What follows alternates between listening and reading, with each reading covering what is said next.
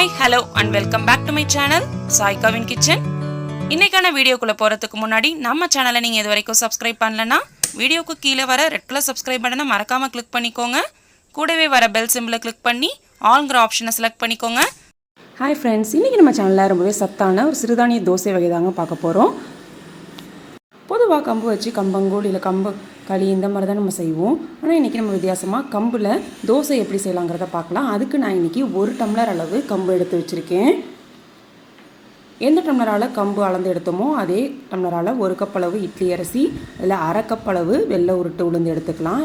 இது நல்லா ஒரு 4-5 முறை வாஷ் பண்ணிவிட்டு தண்ணி ஊற்றி ஊற வச்சிடலாம். அதுக்கு முன்னாடி இதுக்கு கொஞ்சமாக வெந்தயம் சேர்த்துட்டு தண்ணி ஆட் பண்ணிக்கோங்க.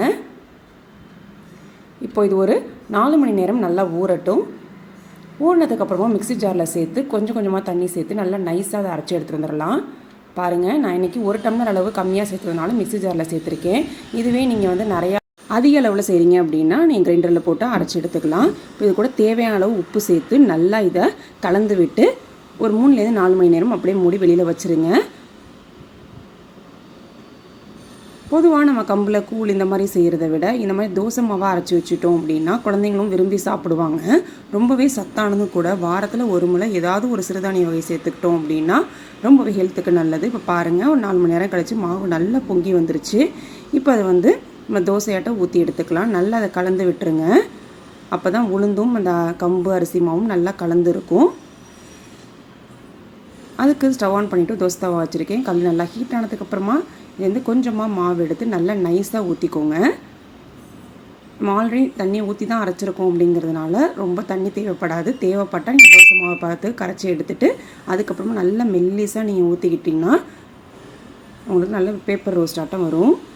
மீடியமான ஃப்ளேமில் வச்சு சுற்றிலையும் எண்ணெய் விட்டு ஸ்லோவில் போட்டு எடுத்தீங்க அப்படின்னா நல்லா வந்து மற்ற தோசை மாதிரியே அடை மாதிரி இல்லாமல் இதுவும் நல்ல மெல்லிஸாக நமக்கு ரோஸ்டடாக கிடைக்கும். குழந்தைங்களுக்கு கம்பங்கூழ் கம்பங்களி இந்த மாதிரி செஞ்சு கொடுத்தீங்கன்னா அவ்வளோ விரும்பி சாப்பிட்றத விட இந்த மாதிரி தோசையாக நம்ம செஞ்சு கொடுத்தோன்னா அவங்களும் கண்டிப்பாக விரும்பி சாப்பிடுவாங்க.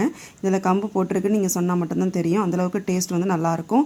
எந்த டிஃப்ரென்ஸுமே தெரியாது. நல்லா ரோஸ்டடாக மெல்லிஸாக ஊற்றிங்கன்னா ரொம்பவே நல்லாயிருக்கும். நீங்களும் இந்த ரெசிபி மறக்காமல் ட்ரை பண்ணி பாருங்கள். ட்ரை பண்ணி பார்த்துட்டு எப்படி இருந்துச்சுன்னு கமெண்ட் செக்ஷனில் கமெண்ட் பண்ணுங்கள். இந்த ரெசிபி உங்களுக்கு பிடிச்சிருந்துச்சுன்னா லைக் பண்ணி ஷேர் பண்ணிக்கோங்க. நம்ம சேனல் வரைக்கும் சப்ஸ்கிரைப் பண்ணலன்னா மறக்காமல் சப்ஸ்கிரைப் பண்ணிக்கோங்க. நம்ம சேனலில் நிறைய மில்லட் ரெசிபிஸ் நான் அப்லோட் பண்ணியிருக்கேன்.